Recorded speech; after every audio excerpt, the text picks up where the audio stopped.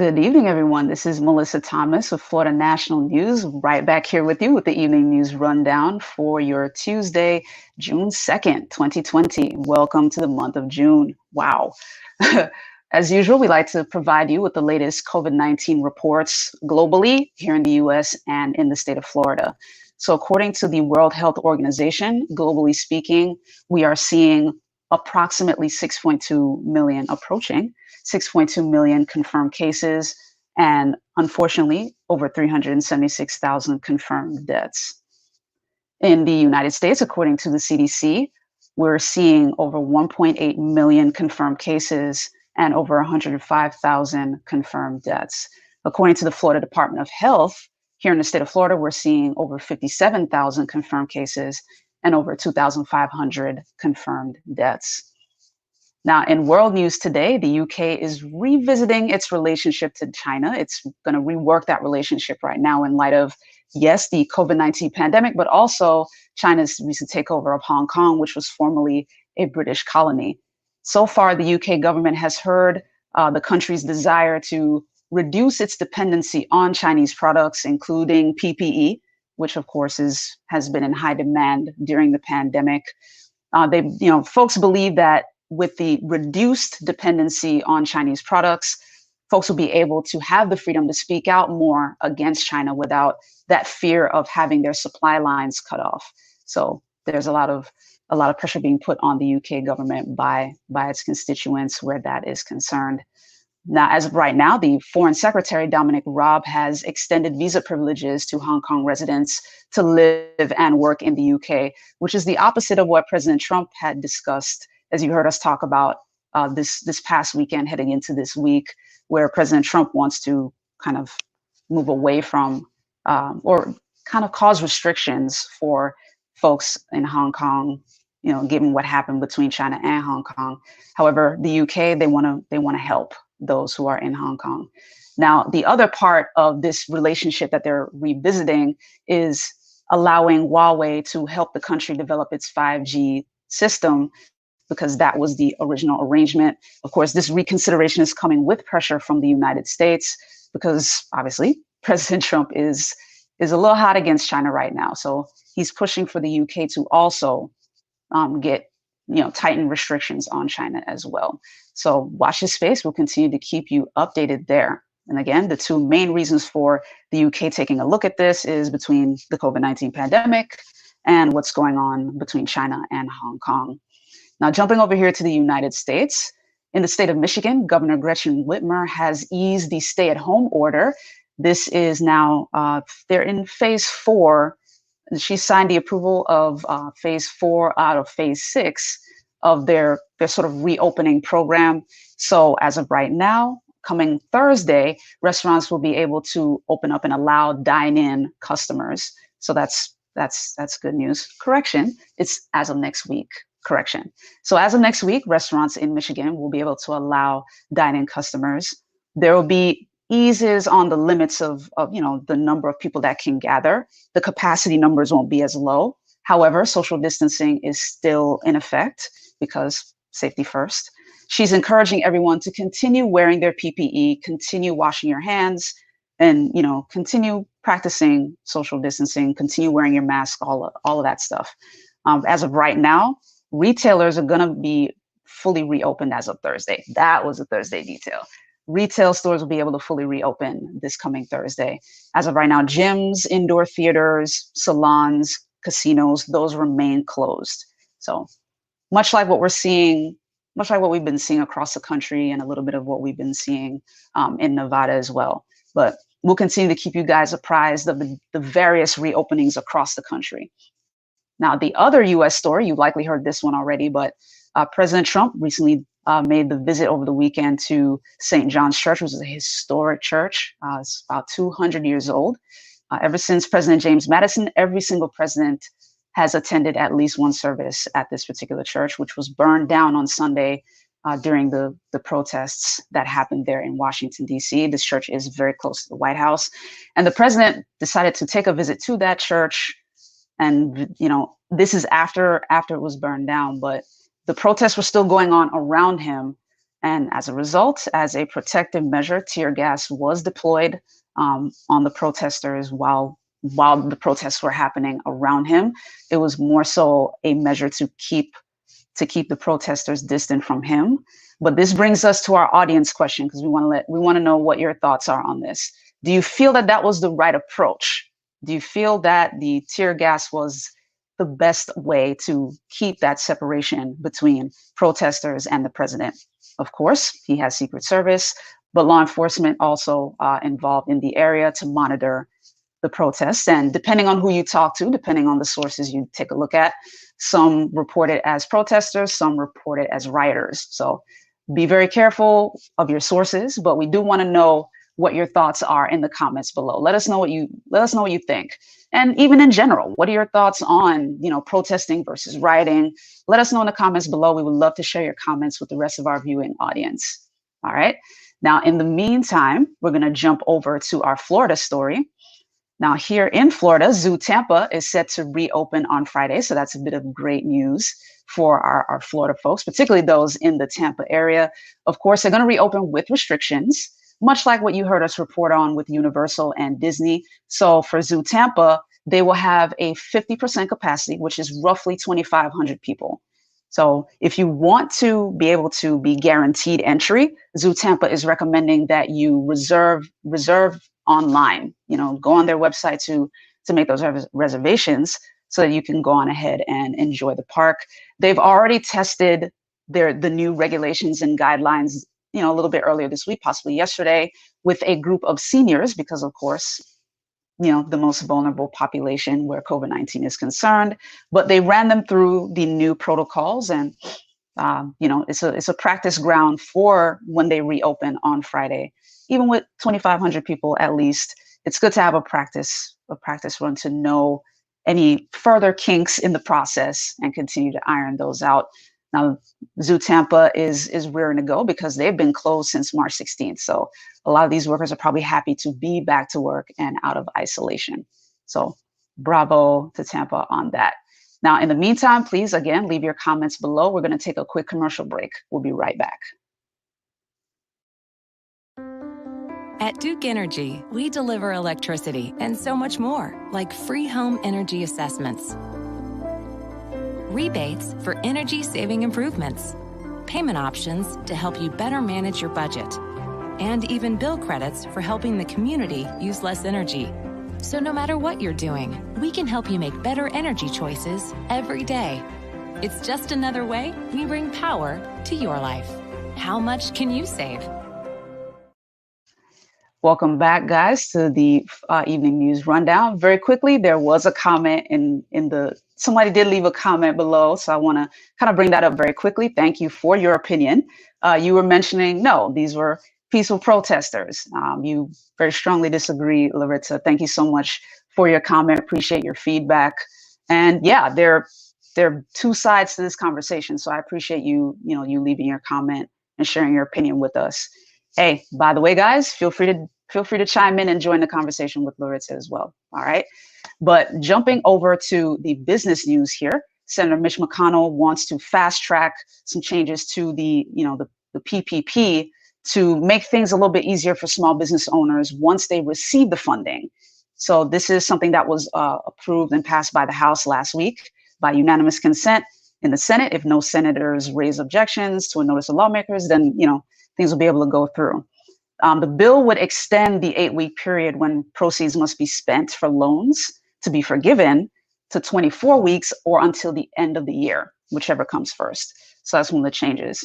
Businesses would also have as long as 5 years instead of 2 years right now to repay any money owed on a loan, and could use a greater percentage of the proceeds on rent and other approved non-payroll expenses. So for loans given on April 3rd, the 8-week period began expiring last Friday. So this is a sense of urgency, which is why he wanted to fast track this. Now, McConnell said on the Senate floor Monday, quote, "I hope and anticipate the Senate will soon take up and pass legislation that just passed the House by an overwhelming vote of 417-1 to further strengthen the Paycheck Protection Program so it continues working for small businesses that need our help," end quote. So Senate Small Business Committee Chairman Senator Marco Rubio mentioned that there were some provisions in the White House bill that he's not 100% supportive of, but we'll see how things go as things continue to develop. Watch this space. We'll continue to keep you updated on that. Now, jumping over to your sports news, the national teams are agreeing to pay minor leaguers $300 a week through the month of June. This is a $100 drop from May. MLB had committed to paying $400 a week to the minor leaguers for the month of May, but they dropped that for June, primarily because the Major League Baseball isn't even sure that the minor league is going to have a season this year. So, for now, that's the payout that minor leaguers are going to get. You heard Casey go over last week about a story with David Price, who's vowing to pay out, I believe, $1,000 to minor leaguers in the Dodgers system. So congrats to him for his show of generosity for the players on that side. Now, before we get to the entertainment 4 for 4 with our lovely Jamecia Stoudemire out of LA, we're going to take one more quick commercial break. We'll be right back. You need time to stand still or get up and go. You need to unplug or to reconnect with those who matter most. You need to kick back, to dive in, to have your moment in the sun. You need a palace to lift your spirits, to taste the finer things.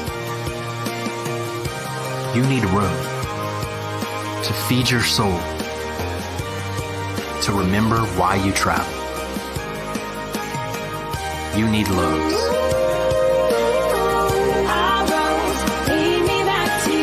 The legendary Lowe's Don Cesar Hotel, St. Pete Beach. The room you need.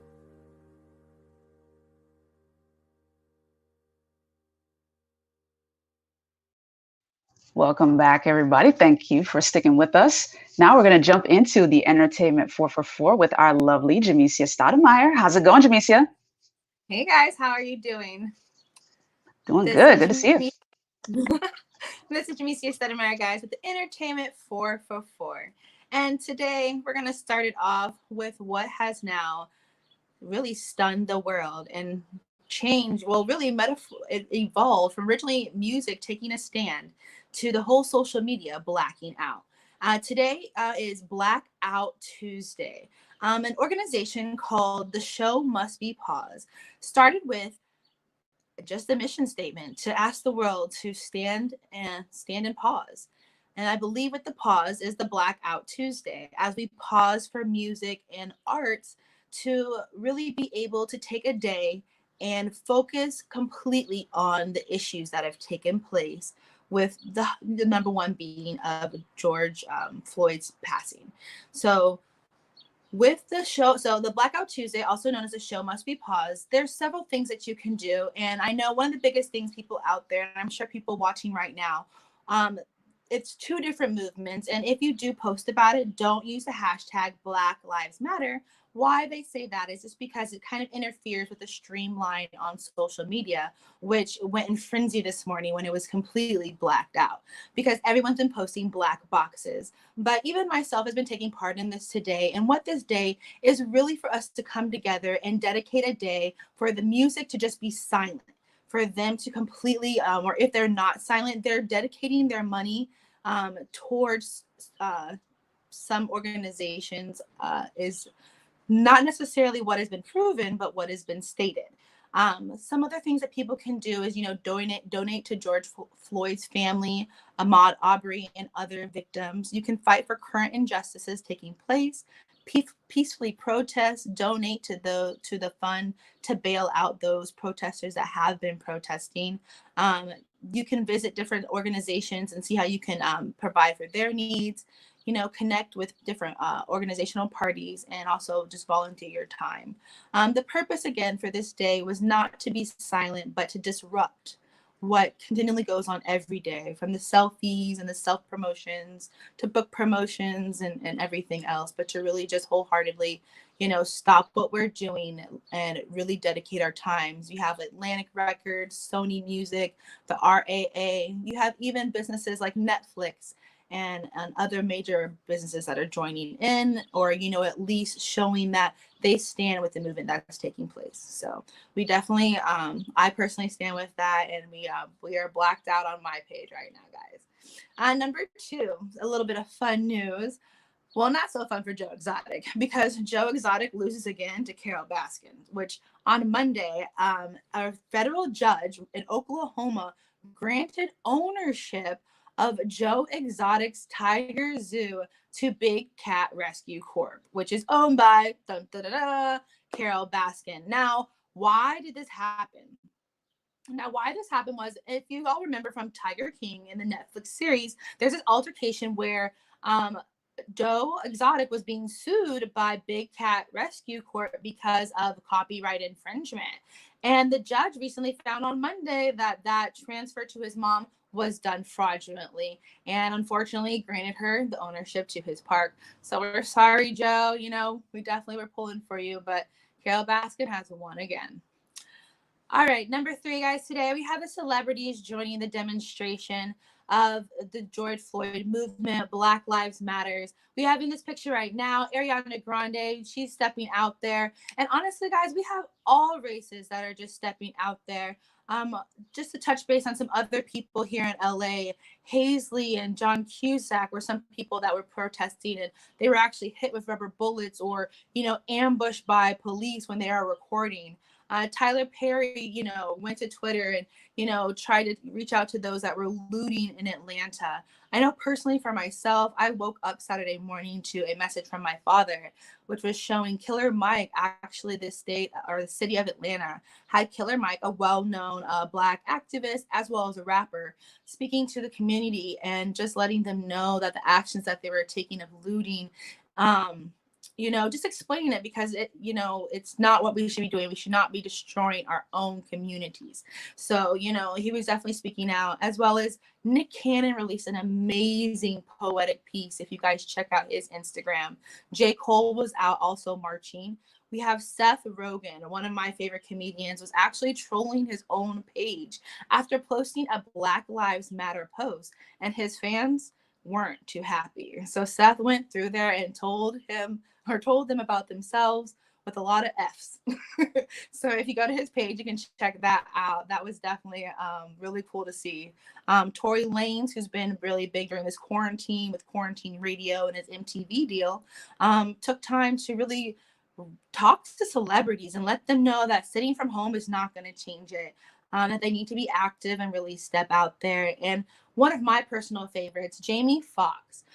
Jamie Foxx actually personally flew himself down to Minneapolis to stand side by side with activists as soon as the events happened. And on Monday, he was found in San Francisco speaking with Tank and singing Change on a rendition remix of A Change Is Gonna Come by Sam Cooke. But he was definitely speaking out that, again, celebrities have to get out there. We cannot sit on our seats. We cannot sit on our social medias.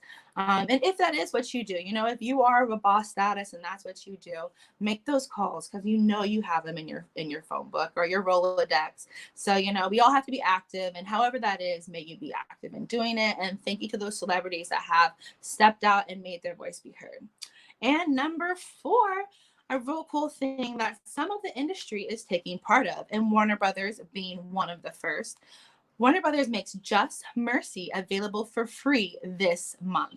Just Mercy released in 2019 and actually touches on highlights racial injustices and mass incarceration. In this movie, Michael B. Jordan plays attorney Brian Stevenson, who is a well-known attorney for his social injustice organization.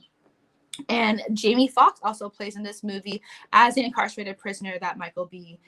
Goes to bat for. Why they are doing this, Warner Brother really believes, number one, they really believe in this film. Actually, I have some notes I wanted to share with you. Is the first movie from their company to be included in the inclusion rider. Now, what this did with that movie is it provided, the contractual provision mandating and the consideration of people from underrepresented groups for casting and crew positions. So that's an even bigger part about this film, and what's changing our industry is this film allowed for people of colors, to be a part of this film and be considered first above others for the actors as well as the crew. So that's what they definitely, and what Warner Brothers wanted to do at the end of the day was they wanted to really create educational things, because they believe in the power of the story, and this story really can touch your heart. So they haven't made it free for those that really want to understand about systemic racism that is going on in our country right now. And just to also highlight, Ava DuVernay just recently did They See Us, which, if you have a Netflix account, is on Netflix, and you can watch that, which talks about it was a really amazing story and talks about the New York Five that were out there that were arrested. But please educate yourself, guys. Again, Black Lives Matter. And we really, everyone in this world, let's just come together and really bond together and make our voices be heard so that a change can come. This is Jamecia Stoudemire. I want to thank you all for listening to me. You can follow me at THE_ENT_mogul. Melissa, back to you, my sister.